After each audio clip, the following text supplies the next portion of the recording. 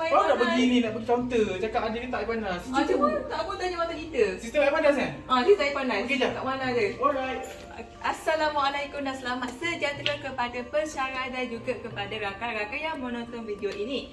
Jadi, dah nampakkan sedutan video kami tadi. So, tajuk pengajaran kita pada hari ini adalah mengenai sistem bekalan air panas. Di mana objektif yang kamu akan capai ialah pertama, mentarifkan sistem bekalan air panas. Kedua adalah mengetahui kepentingan dan keperluan sistem bekalan air panas seharian. Yang ketiga adalah memahami prinsip peredaran air panas. Dan yang terakhir sekali adalah membezakan sistem pemasangan air panas. Jadi kita akan pergi kepada pengenalan yang akan disampaikan oleh ahli kumpulan saya. Saya Jana akan meneruskan dengan pengenalan kepada sistem bekalan air panas. Baiklah, yang pertama, sistem bekalan air panas merupakan sebuah sistem yang menukar air bersuhu sejuk kepada air yang bersuhu panas. Menurut National Standard Plumbing Code (NSPC), menetapkan standard suhu air panas adalah 49 hingga ke 60 darjah Celsius. Tips yang pertama berdasarkan gambar raja di sini. Saluran air panas merupakan saluran yang berwarna merah, manakala untuk air sejuk adalah yang berwarna biru. Antara keperluan yang perlu digunakan untuk sistem air panas yang perlu kita kena pasti adalah yang pertama, dalam bidang perubatan, kedua, perkilangan, ketiga, kediaman, keempat, pelancongan, dan yang kelima adalah untuk bangunan perniagaan.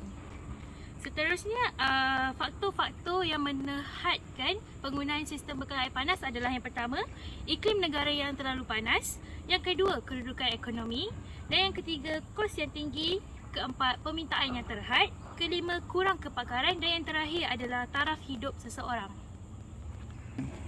Seterusnya, saya akan menerangkan mengenai faktor yang perlu dipertimbangkan sebelum pemasangan sistem bekalan air panas. Faktor yang pertama adalah keperluan ataupun kegunaan.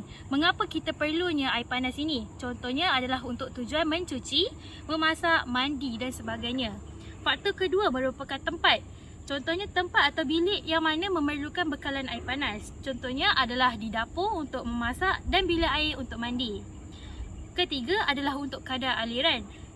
Namun, adakah kita mengetahui kelajuan air mencukupi untuk membekalkan air panas? Faktor yang keempat adalah kelengkapan ruang, iaitu adakah ruang mencukupi untuk memasang kelengkapan air panas. Yang kelima, kesesuaian lokasi. Adakah lokasi sesuai untuk pemasangan bekalan air panas? Dan yang terakhir adalah kos dan penyelenggaraan. Berapakah kos pemasangan bekalan air yang diperlukan dan berapa kerapkah sistem air panas ini perlu diselenggara? Okey, baiklah, apa itu sistem setempat? So, sistem setempat ni dia mengalirkan air panas ke pemanas untuk dialirkan daripada paip. Jadi, perkakas perpaipan ni dia boleh dibahagikan mengikut kategori penggunaan dia. Okey, terutama dia untuk rumah kediaman, hospital, kilang dan hotel. Bagi sistem ni, permulaan kos dia agak mahal jika digunakan banyak paip lah. Sumber ni mempunyai sumber pemanas dan tangki simpanan serta pemanas segera sebagai sumber pemanas. Jadi disebabkan dia ada kesemua sumber ini, dia apabila air yang melalui sistem ni, dia akan menjadi cepat panas. So kita tak perlu tunggu lama-lama. Okey, dalam sistem ni dia dibahagikan kepada dua sistem, iaitu sistem tangki pemanas dan sistem pemanas segera. Okey, untuk kedua-dua sistem ni saya akan serahkan kepada Cikgu Adib untuk. Hai, okey. So, saya akan menerangkan tentang sistem bekalan air setempat. Okey. Sistem bekalan air setempat ni, kamu semua boleh tengok kepada rumah kamu. Contoh hotel, kilang dan hospital. Okey, setempat ni sesuai dengan pemasangan dekat rumah. Paling senang, korang fikir dekat rumah. Okey, dalam rumah, okey, kita perlukan kos maintenance yang rendah banding dengan industri. So, terdapat dua sistem pemasangan air panas, iaitu sistem tangki pemanas dan sistem pemanas segera. Okey, sistem tangki pemanas ni selalunya dapat di kawasan-kawasan yang besar. Contohnya seperti hospital, kilang dan hotel. Okey, untuk sistem pemanas segera ini biasanya kan digunakan di rumah. Okey, berbalik pada yang pertama. Sistem tangki pemanas. Okey, terdapat dua, iaitu elektrik dan gas. Okey, cara nak membezakan dua ini adalah, okey, Dua-dua ni adalah bentuk silinder, tangki. Kita boleh bayangkan tangki. Okey, tangki air. Okey, yang ni menggunakan elektrik, yang ni menggunakan gas. Okey, yang elektrik ini adalah satu rod panas. Saya akan tunjukkan pada gambar yang lebih jelas. Ini just untuk gambaran. Okey, ini adalah rod. Ini adalah pemanas elektrik ataupun rod elektrik yang panas. So air akan masuk sejuk. Air masuk sejuk. Okey, bila dia panas dalam ni, dia akan masuk keluar dengan air panas. Okey, yang akan memerlukan air panas ini bagi elektrik. Okey, gas pula. Baik, gas ini kita bayangkan. Ini tangki silinder gas.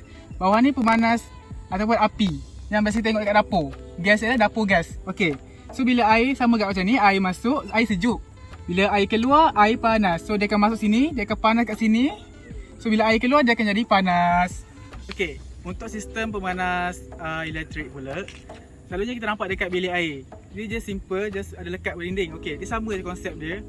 Ada tangki, dan tangki sama-sama macam gas. Ada tangki, ada pemanas. So jadi dia akan masuk, cuma dalam sistem saya akan terangkan pada video ni, pada slide ni, di mana air akan masuk ke dalam tangki.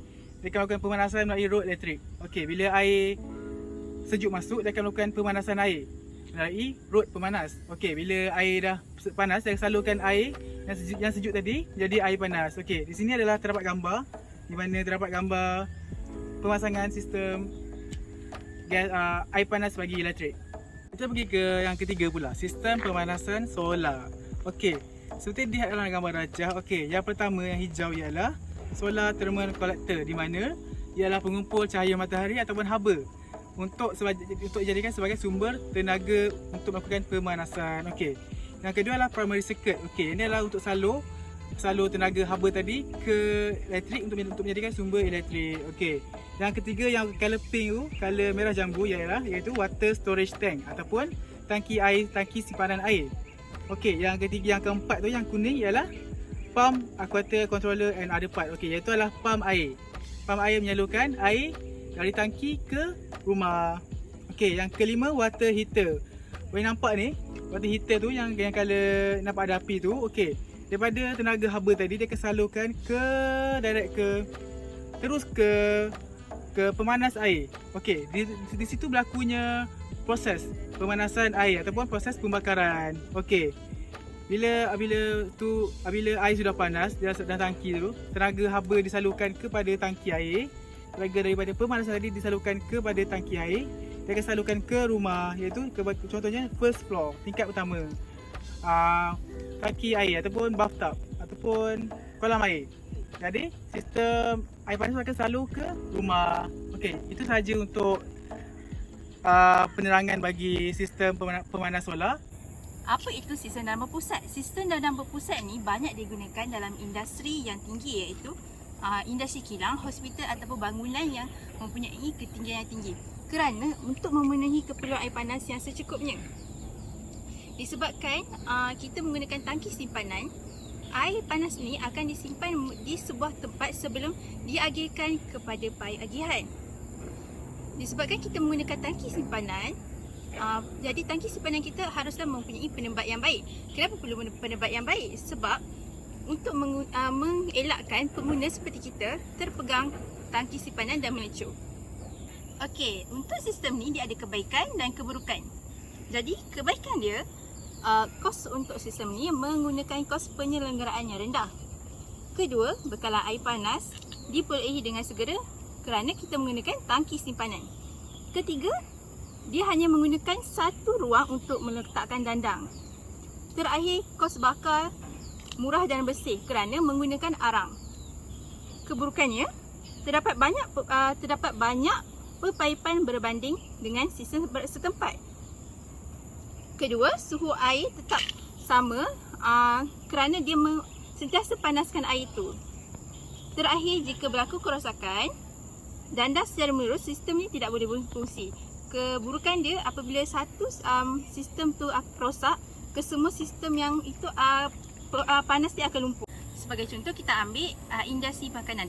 Andai kata satu sistem sistem akan rosak, keseluruhan sistem dalam sistem makanan segera tu ataupun kilang pemakanan tu akan lumpuh lah, sebab dia akan merosakkan dan dia akan merosakkan sumber air panas kita.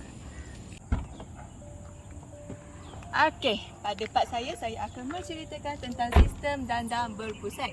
Di mana sistem dandang berpusat mempunyai 3, iaitu pertama sistem secara langsung, yang kedua adalah secara tidak langsung dan yang ketiga adalah kombinasi, di mana sistem ini adalah daripada sistem langsung dan juga sistem tidak langsung.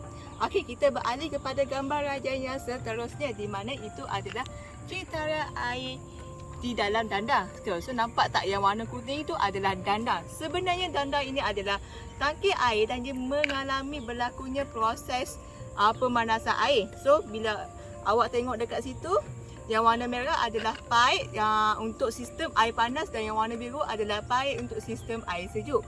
So nampak tak yang petak-petak kecil itu adalah mewakili sinki. So imagine lah, lepas dah berlakunya pemanasan, pernah tengok kan dekat macam hotel ataupun hospital, nak pilih air, nak air panas ke atau air sejuk. Sekarang kita masuk apa itu sebenarnya sistem dandang langsung. Okey, dandang pemanasan langsung ini sebenarnya mewakili peranti dengan tangki untuk air yang saya cakap kan. So maknanya air tu dah masuk dalam tangki tu. So elemen pemanasan terletak sama ada di dalam tu sendiri, di dalam tangki itu sendiri ataupun di bawahnya. So mereka menggunakan elemen pemanasan ataupun pembakar gas. Okey, kita beralih kepada sistem dandang tidak langsung. Okey, apa sebenarnya sistem dandang tidak langsung? Ia sebenarnya air panas yang melalui penggunaan penukaran haba, di mana dia bezanya sistem dandang langsung dan sistem dandang tidak langsung. Sistem dandang langsung dia menggunakan satu peranti sahaja, tetapi sistem dandang tidak langsung dia menggunakan 2 dan dia menggunakan banyak paip dekat situ. So air dibekalkan dari dandang melalui saluran paip. So nampak kan saya nak dia tunjuk paip yang banyak dekat dandang secara tidak langsung tersebut. So gegolong paling sering digunakan sebagai penukar haba itu adalah lebih banyak dan lebih cepat panas. Okey, sekarang saya nak menceritakan bagi kiranya maklumat tambahan kepada kamu semua, apa sebenarnya perbezaan, macam mana kamu nak bandingkan sistem dandang berpusat dengan sistem pemanas air setempat. Okey, sebenarnya sistem dandang berpusat ini adalah dandang peranti dengan tangki di dalam, di mana air suhu set sentiasa terletak dan dikekalkan. So dia tidak ada termostat dan anode magnesium untuk pemanasan menggunakan pemanas elektrik tank. So pengawal suhu sebenarnya diperlukan untuk mengawal suhu yang ditetapkan oleh pengguna. So untuk pemanas air pula, dia beza dia pada asalnya berbeza dengan bahawa air di dalamnya tidak terkumpul. Pernah tengok kan dekat macam awak punya bilik air ataupun awak punya macam kat hotel-hotel ada sistem pemanas air. So tak ada air yang terkumpul tetapi memanaskan melalui unsur pemanas. So pemanas air ini bertukar secara automatik apabila paip itu dibukakan. Macam awak buka dia paip tu, so dia automatik, dia panas dan dia boleh dikawal pada suhu yang awak pengguna hendaki. Itu sahaja perbezaan di antara kedua-dua sistem bekalan air panas tersebut. Tanya, bagi topik sistem bekalan air panas, kita telah mempelajari 2 jenis sistem, iaitu pertama, sistem dandang berpusat dan sistem setempat. Seterusnya, terdapat satu beza sistem antara 2 sistem ini, iaitu kebiasaannya sistem dandang berpusat ini banyak digunakan di tempat-tempat yang besar. Sekian, terima kasih.